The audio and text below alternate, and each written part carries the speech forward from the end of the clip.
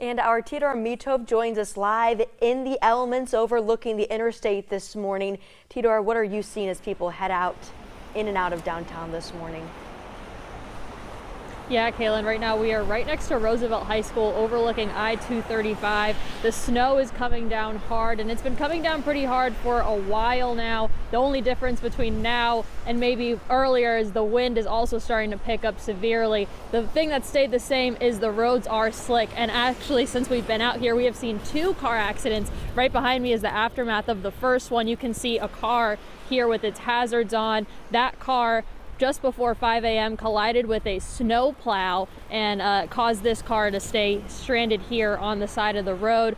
First responders responded relatively quickly. They came in and blocked off that right lane to traffic, but while that lane was blocked off, we saw yet another accident take place, this time between 2 vehicles colliding with each other, and then one vehicle spun out.